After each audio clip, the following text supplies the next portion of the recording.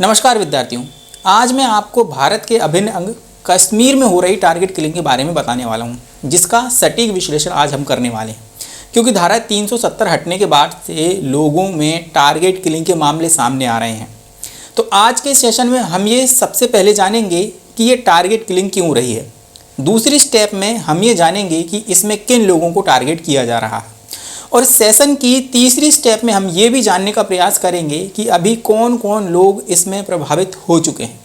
तो आइए इस सेशन की हम शुरुआत करते हैं। देखिए, सबसे पहले तो ये जानिए कि टारगेट किलिंग एक्चुअली में हो क्यों रही है। खुफिया एजेंसी के मुताबिक टारगेट किलिंग पाकिस्तान की कश्मीर में आतंकी फैलाने की एक नई योजना है और ये माना जा रहा है कि इसका मकसद आर्टिकल 370 हटाने के बाद जम्मू कश्मीर में कश्मीरी पंडितों के पुनर्वास की ये योजना है उस पर पानी फेरना है। मतलब कि जम्मू कश्मीर में जो धारा 370 हटाई गई है उसमें कश्मीरी पंडितों पर जो अत्याचार किए जा रहे थे उनके पुनर्वास के लिए जो योजना चलाई जा रही है उस पर पानी फेरने की मंशा के तौर पर यह किया जा रहा है। देखिए, टारगेट किलिंग से कश्मीर में हो रही लगातार मौतों के विरोध में कश्मीरी पंडितों ने इसके खिलाफ प्रदर्शन भी किया था, लेकिन इसमें कोई ज़्यादा फायदा नहीं हो पाया था। आइए अब हम इस सेशन की दूसरी स्टेप पर बढ़ते हैं और ये समझते हैं कि किन लोगों को इसमें टारगेट किया जा रहा है। देखिए, धारा 370 हटने के बाद से ही कश्मीर में टारगेट किलिंग की घटनाएं तो बढ़ी हैं, जिसमें खास तौर पर कश्मीरी पंडितों, प्रवासी मजदूरों को और यहाँ तक कि जो सरकार में पुलिस में हैं या पुलिस कर्मचारी हैं या पुलिस का काम करने वाले लोगों या उन स्थानीय मुस्लिमों को भी इसमें सॉफ्ट टारगेट बनाया जा रहा है दोस्तों, जो कि भारत के करीबी माने जाते हैं। देखिए, आईएसआई कश्मीरी लोगों के बीच एक प्रोपोगेंडा भी फैला रही है। उनका कहना है कि जो धारा 370 हटने के बाद बाहर से आने वाले जो प्रवासी मजदूर हैं वह उन लोगों की ज़मीन पर भी कब्जा कर लेंगे और उनकी जो नौकरियां हैं वो भी उनसे हथिया लेंगे। और देखिए, इस दुष्प्रचार से वह कश्मीर में पाक समर्थक आतंकी संगठनों के लिए फिर से समर्थन जुटाने में भी लगा हुआ है आईएसआई। और एक्सपर्ट की माने तो इन टारगेट किलिंग्स के जरिए आतंकियों का सिर्फ एक ही मकसद है दोस्तों कि वह घाटी में अपनी उपस्थिति को दर्ज करवा सकें। और जब से ये धारा 370 हटाई गई है ना, तब से ही भारतीय सुरक्षा एजेंसियों की कार्रवाई ने कश्मीर में जो आतंकवादियों हैं उनको कमज़ोर बना दिया गया है। आइए अब हम इस सेशन की तीसरी स्टेप की तरफ बढ़ते हैं, जिसमें हम ये जानेंगे कि अभी तक कौन कौन इससे प्रभावित हो चुका है। कई सारे लोग हैं जो प्रभावित हो चुके हैं। कश्मीरी पंडित जो थे उनके प्रवासन की उनके पुनर्वास की भी योजना यहाँ पर चलाई जा रही है, जैसे मैंने आप लोगों को पहले भी बताया है।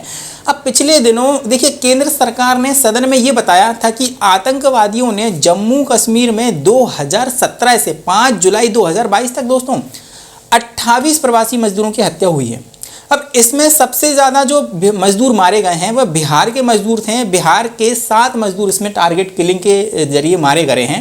इसके अलावा महाराष्ट्र में 2 लोगों को टारगेट किया गया है, मतलब कि 2 मजदूर मारे गए हैं। झारखंड का 1 मजदूर है, उसकी भी हत्या यहाँ पर की गई है। देखिए, इसी साल मई जून में टारगेट किलिंग के सबसे ज़्यादा मामले सामने आए हैं, आपको हम बताते हैं।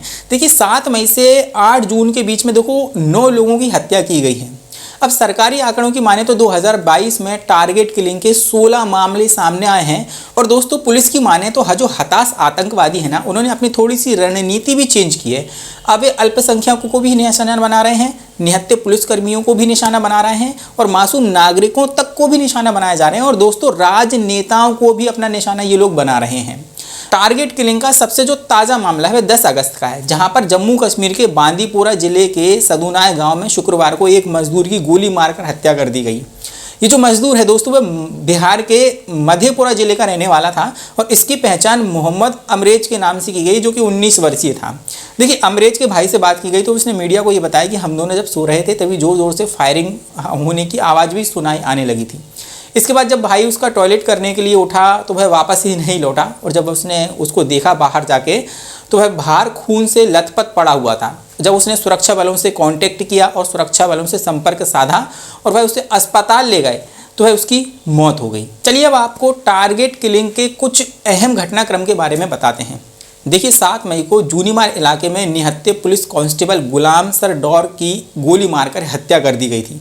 इसके बाद 12 मई को कश्मीरी पंडित और क्लर्क राहुल भट्ट की बड़गाम के चदूरा इलाके में तहसीलदार दफ्तर में घुसकर उसकी हत्या कर दी गई थी।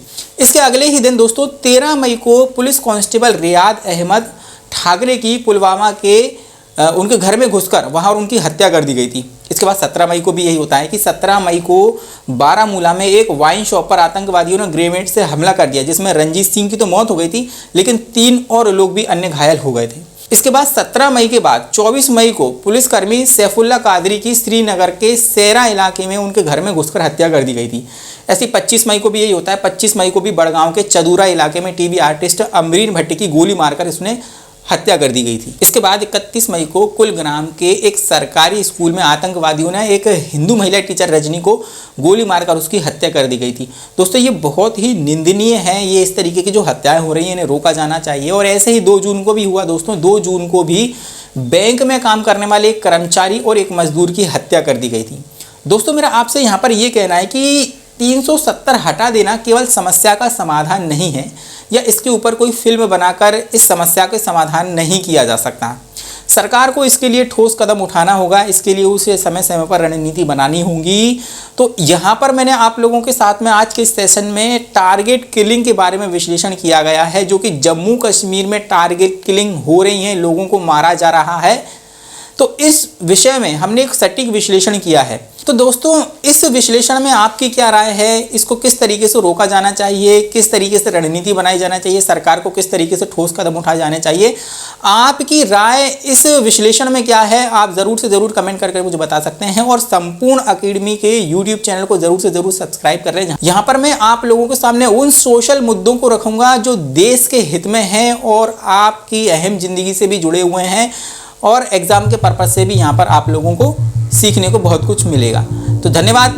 मिलता हूँ मैं किसी नेक्स्ट एपिसोड में, किसी नेक्स्ट सोशल इशू पर बात करेंगे। तब तक के लिए मुझे दीजिए इजाज़त। जय हिंद और धन्यवाद।